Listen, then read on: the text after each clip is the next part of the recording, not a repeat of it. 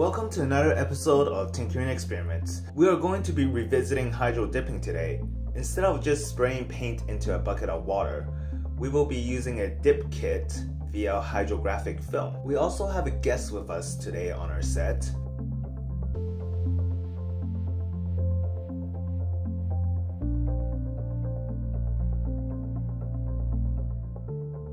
This is Biehler, and he will be helping us with this experiment. Hi John.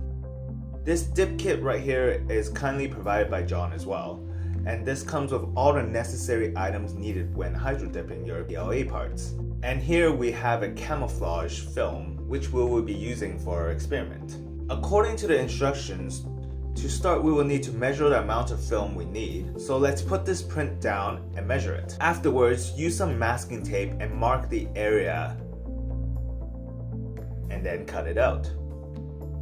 Once you have done that, apply the tape to the other sides as well. And then the instruction says to just make a small cut on all four sides for a bit more flexibility.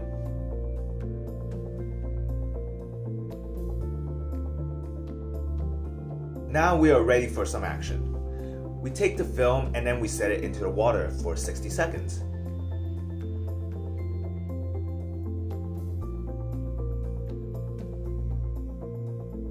Afterwards, we will need to spray this activator on it and wait 10 to 20 seconds before we dip our print in. After the 20 seconds is up, we can start lowering your print slowly into the film.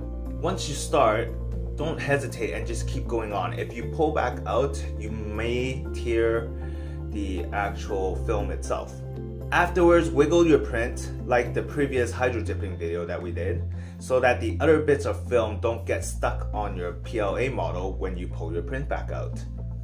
Afterwards, take your print to the sink and wash it gently with running warm or hot water to get the PVA off the surface of the print, and then let it dry.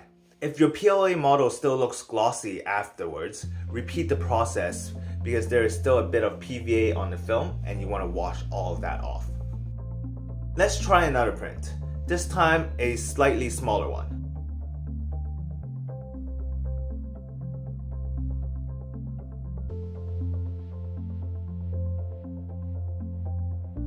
Once you finish dipping, let it run under hot water or warm water to wash the PVA off, and then let it dry. Okay, let's do one last print. This time, this print is a bit more difficult as it has a lot more rounded edges and there's different spots. Instead of just a oval, we have a corgi. And we'll find out how it will turn out. I actually forgot to mention, remember to wear gloves for this experiment if you're doing it at home or at school, so that the paint doesn't stick onto your fingers or your hands, or you'll be having a weird looking tattoo. In this one, we actually messed up a bit on the bottom left corner. Some water splashed on top and now the ink is just disintegrating. Now let's dip our corgi into the film. We are going to dip it at an angle so that we can have a smooth surface for the head and the back of the corgi. A good thing about hydro dipping is the film usually wraps around the print, so it actually should be able to cover all these corners or angles.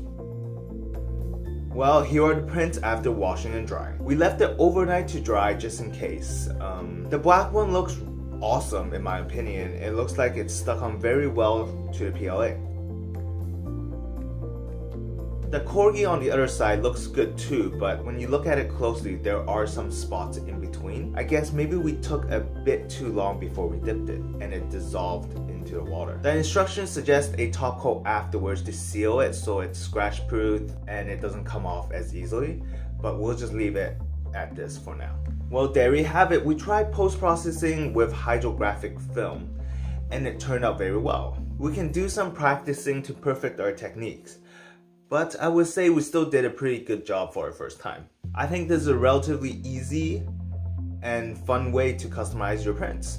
That's the end of our experiment today. If you liked our video, please give us a thumbs up.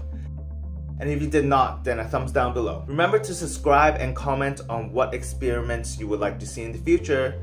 Thank you for watching, and thank you John Biehler for joining us for this experiment, and also supplying the dip kit. John is a tech blogger, so make sure to check out his other pages Tinker out.